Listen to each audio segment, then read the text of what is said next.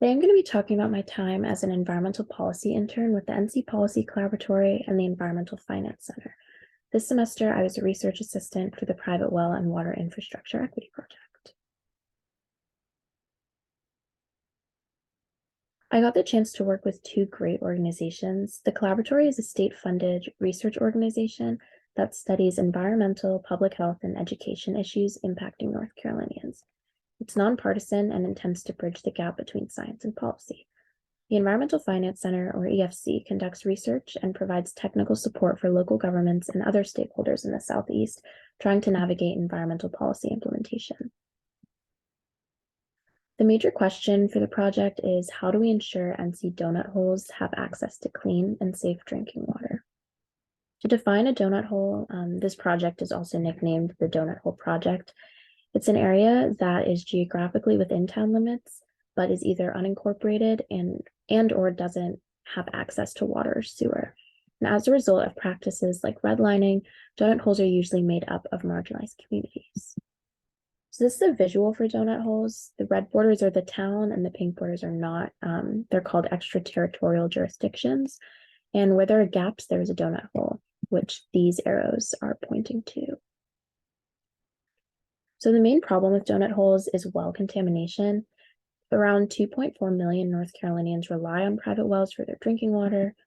And of wells that have been tested, about 26% exceed at least one federal standard for inorganic metals like arsenic. And it's estimated that around 25% of well users live close to a city water line, making the use of wells and exposure to contaminants avoidable. So the Collaboratory tasked the IE and EFC to find solutions to the drinking water crisis, which was the main focus of the research. So as mentioned earlier, I was a research assistant on the EFC side of the project. I was mainly looking at barriers to connection to city water lines and technology that could be used to support well users. I synthesized literature that was especially relevant to Wake, Orange, and Sampson counties, and conducted informational interviews with utility and town leaders in Fuquay-Varina, Union County, and Nags Head. So some of the major takeaways from the research is the reasons why households and utilities don't connect. For households, high connection costs, distrust of local government, lack of knowledge, and not wanting to pay town taxes were all large factors. For utilities, technical challenges, annexation issues, high project costs, and a lack of data stood in the way of their connection projects. And when connection can't happen, the best ways to support well users is through well testing and affordable repairs, education, and water filtration systems.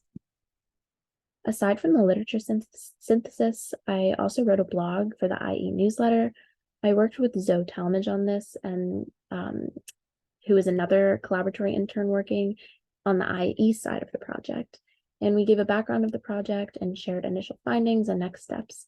And it's currently live on the IE website under blogs. If you'd like to check it out. So this internship has given me so many new skills. Through the interviews with utilities, I learned about the complexities of local government and project finance and management. Through literature synthesis, I learned good note-taking and record keeping. Writing the blog post allowed me to hone in my science communication skills, and writing the interview questions exposed me to data collection methods outside of literature or lab work. And this experience has meant the absolute world to me. I'd like to thank Steve Wall at the Collaboratory and Hope Thompson at the EFC for being such incredible mentors.